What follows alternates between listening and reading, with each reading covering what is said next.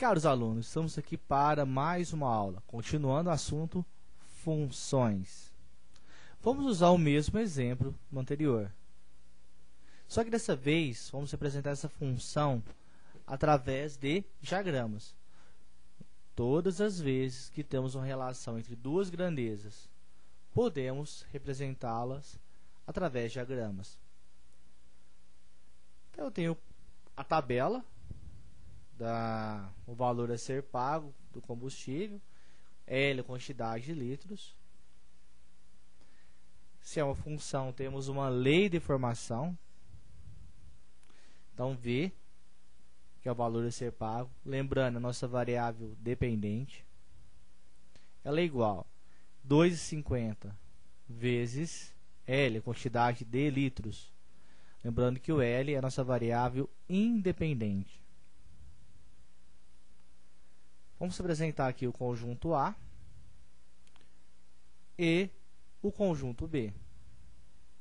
Se nós temos duas grandezas, um conjunto vai representar uma grandeza e outro conjunto vai representar a outra grandeza.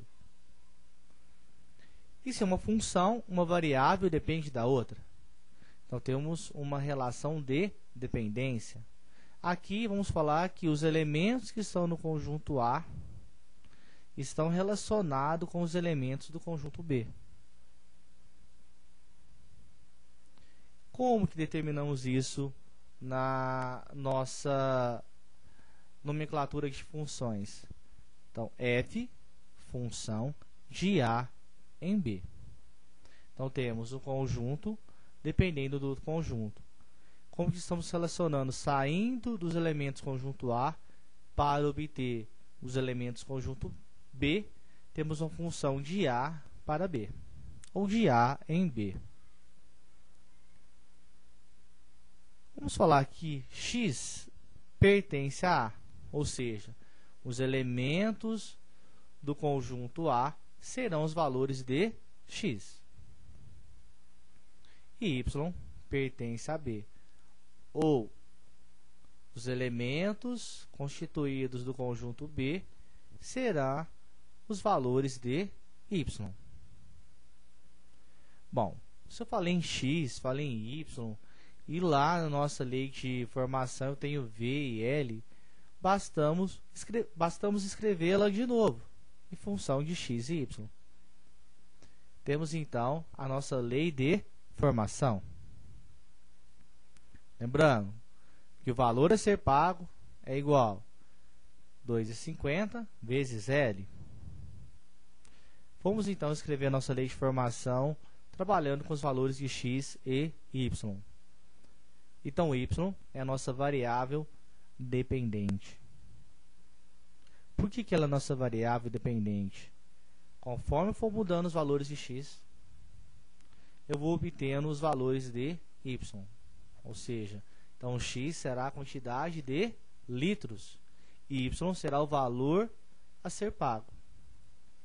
Então, y, que é o valor a ser pago, é igual a 2,50, que é o preço por litro, vezes x, que é a quantidade de litro. Então, y é igual a 2,5 vezes x. Uma maneira de escrever uma função.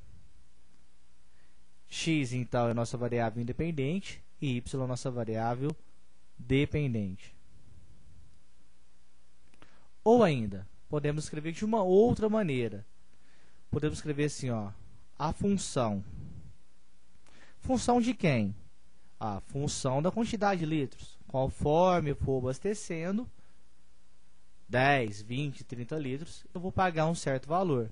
Então, f de função da nossa variável independente é igual a 2,50 vezes x. Notem que o f de x agora é a mesma coisa do que o nosso y. Podemos usar, então, essa nomenclatura de duas formas. Ou y é igual a 2,50 vezes x, ou f de x é igual a 2,50 vezes x. Então, a nossa função está dependendo do valor de x.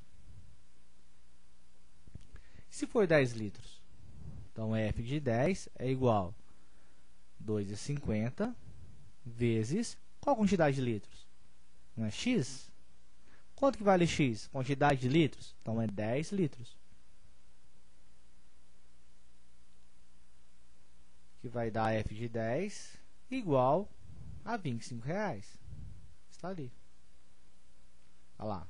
Quando o X for 10, o Y vale 25. E quando o X for 20? O Y, ou F de 20, R$50. Está aqui. Quando o X for 30, o Y vale 75. Quando o X for 40, o Y ou o F de 40 vale 100. Quando o X for 50, o Y vale 125. Então, podemos falar aqui que o F de X é igual ao Y. Ou usa a nomenclatura F de X ou Y.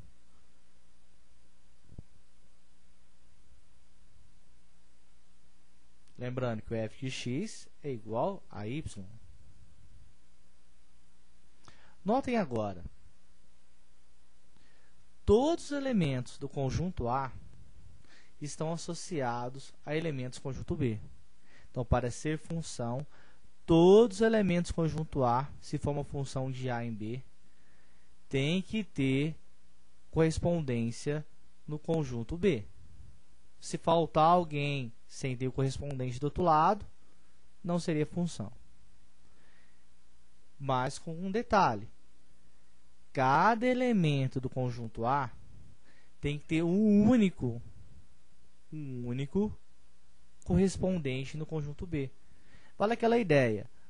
Se eu abastecer 10 litros no posto Galo Branco, no mesmo momento, não posso pagar R$25 e R$50 pelos mesmos 10 litros na mesma hora. Então, por isso, cada elemento do conjunto A tem apenas um único correspondente no B. Muito obrigado. Até a próxima aula.